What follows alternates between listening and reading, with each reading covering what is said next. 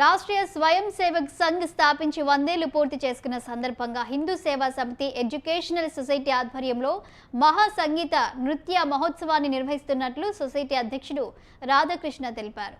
ఈ నెల 29న సాయంత్రం 4 గంటల నుంచి రాత్రి 9:30 వరకు ఈ కార్యక్రమం కొనసాగుతుందని చెప్పారు.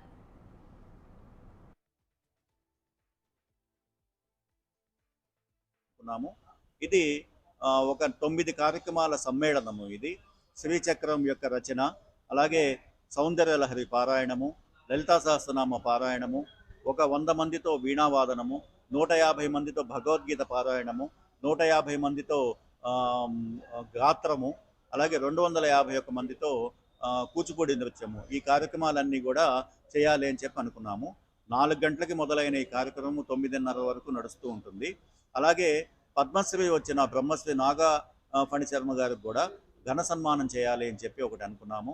ఈ కార్యక్రమానికి ఆర్మీ నుంచి రిటైర్డ్ కర్నల్ శ్రీ పులిపాక కృష్ణమూర్తి గారు వస్తున్నారు. 91 ఏళ్ల వయసున్న వ్యక్తి.